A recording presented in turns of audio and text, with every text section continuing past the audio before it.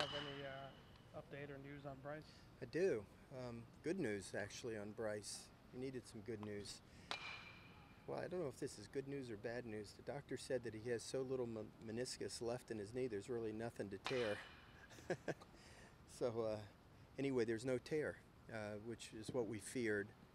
The doctor just thinks it's a bad bone bruise because he doesn't have much meniscus material there in his knee after 2 surgeries on it.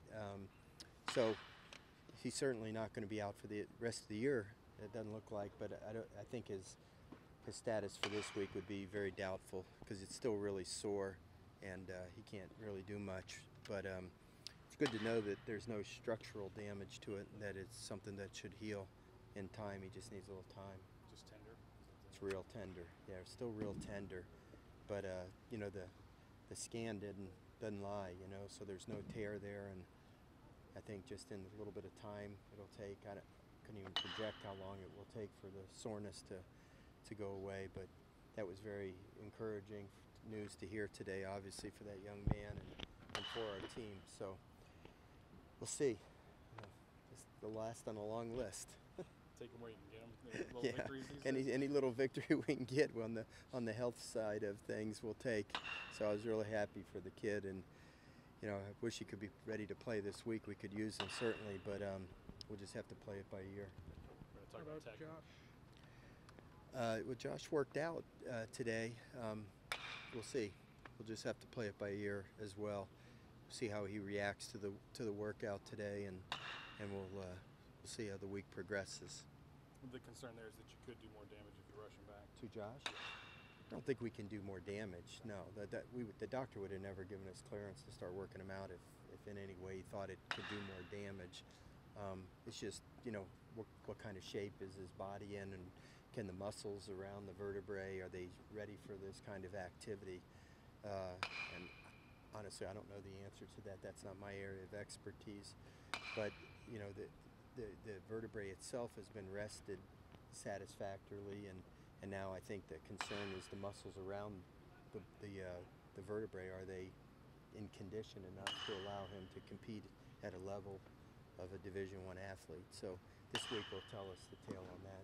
You guys hoping to get him some swings against live pitching this week? Yeah, to gauge where he's we're at? planning on that, Luke. You know, but again, we'll have to just adjust depending on how he feels. So we've got it mapped out to do that, and hopefully we can, and we'll just have to play it day by day with him. It's his plate appearances that would put the most stress on that injury. No, I don't think the plate appearances will. That the only reason we're doing that is just so he can see live pitching. You know, he hasn't seen live pitching in, what's it been, 7 weeks.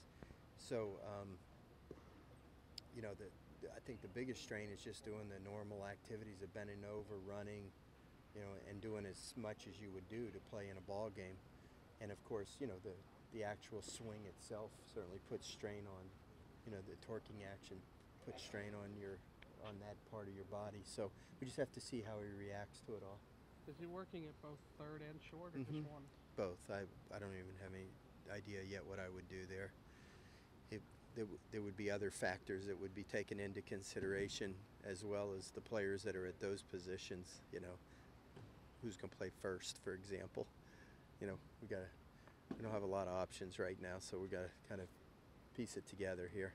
Might as well cover Can I all our borrow a Band-Aid from somebody? We'll cover all our bases while we're at it. Any updates on Brant Broussard or Nick Storrs? You know, I met with Nick today. He's telling me that he's feeling good. He was going to be reassessed today, and I think he was going to plan on doing some throwing today. Once again, we'll just have to play that one by ear. And Brant, the 2-week deadline of his surgery will be this Wednesday, I believe. And so I think they plan on removing the splint and allowing him to start to move his thumb around. And then it's going to be just a matter of, you know, how long it takes for him to get the flexibility and not have the pain that would prevent him from doing it, and you know, getting him back into playing shape. So again, you know, I don't know if it'll be one more week after that, 2 more weeks, 3 more weeks. I just don't know. But I'll tell you this, you know, every injury factors in, but I think the Brant Broussard injury has been probably the worst one for us, because Brant was just doing so many things for our team, leading our team in hitting with runners in scoring position, leading our team in hitting overall. It allowed us to play Bain at first or DH him, which helps us use him out of the bullpen. I looked at it today.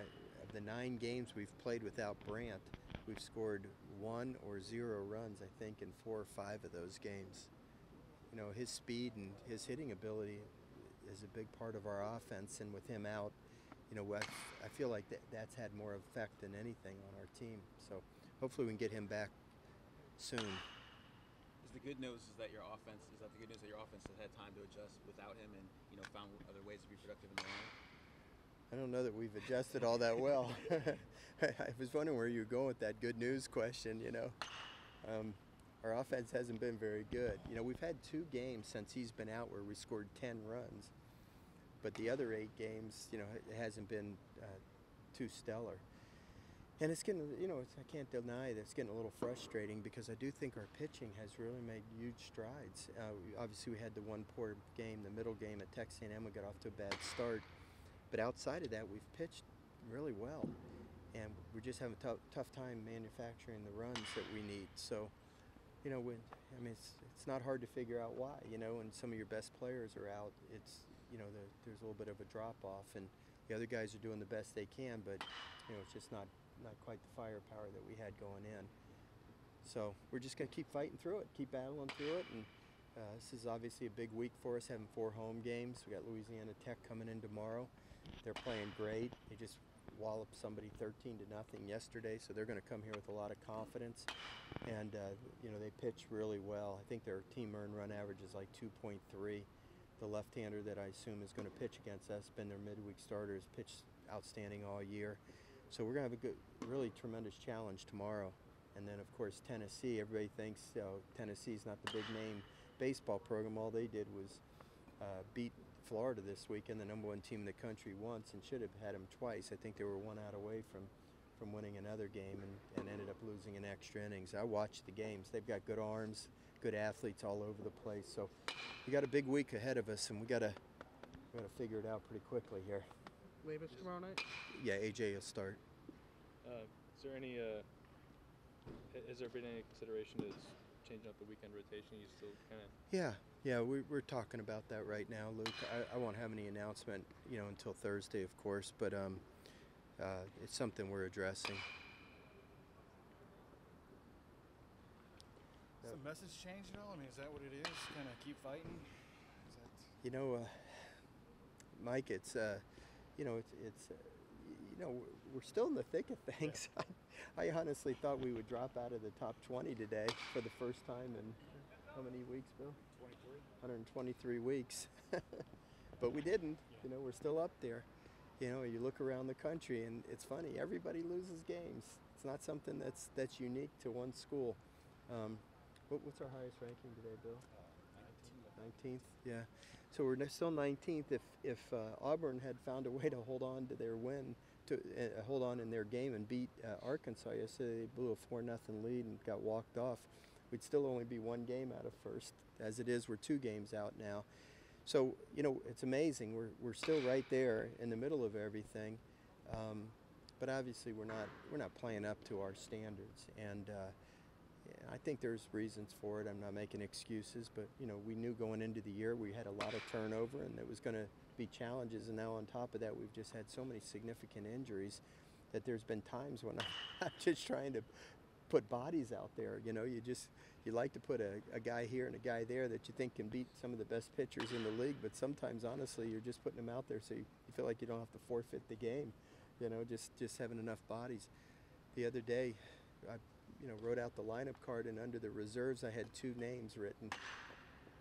It doesn't leave many options, you know. So we're just going to have to keep battling through it. And you know, again, there's no use feeling sorry for yourself. It is what it is. We've got 23 big ball games left in the regular season, and after this week, it'll, you know, I mean, we're going to go on the road for a period of time. It doesn't get any easier. So you just gotta grit your teeth and bear it and keep battling. And you know, we had a tremendous win in Game 1 over at Texas A&M. I was just so proud of the guys. We only scored in 1 inning. We had a runner thrown out at the plate in another inning, but it's frustrating. We only scored in 3 innings out of 27 over there the whole weekend. Very understandable in the final game. I mean, the conditions were as bad, as miserable as I've ever seen, especially with the wind blowing straight in. I'm just still amazed that they were able to hit a home run and a triple. I didn't think it would be an extra base hit the whole day, but their kid hit one, probably the only place that a ball could be hit out the other day, because the wind was being blocked by that building, and it was low, and it was right down the line, and it just barely made it over. And then, you give the kid credit. A kid hitting 180, hits one, it pierces the gap in right center field on a pretty good pitch. So, the fact that we didn't have much offense didn't surprise me. I was surprised that they had any offense as well. I thought it was going to probably be a 1-0 game. When we got our first hit, I kind of took a deep breath and said, oh, at least we're not going to get no hit today. I know it seems silly to think that way, but the outfielders are playing about 30 feet behind the infielders because the wind's blowing in so hard, and you just feel, you're facing a really good pitcher. So, the middle game over there this past weekend, you just got off to such a bad start, 5 runs in the first, and it was just tough. Once that happens, we had a good win. So, won 2 series, lost 2 series, haven't been swept, haven't swept anybody. That sounds like a 500 record to me. Does it surprise you, knowing you guys are 2 games back, given the adversity that has kind of taken place with this team? Well, I think the adversity is a big reason why, but I think you just look around the country and how many real elite teams are there? In our league, maybe you could count 3 or 4 teams that are playing above, the rest of the pack, but just about everybody's about the same, and I think there's a lot of reasons for that. That's for another day, why there's so much parity across the country now. And, we've been pretty good for a long time, but, this year we've run into a little bit of adversity. We had to replace so many guys to start with, and then all these injuries on top of that. That's kind of brought us back to the pack a little bit, and now the goal is to break away from the pack and get back into the elite, and we're gonna keep battling. We're gonna keep fighting, and hopefully we can do that before this season's out.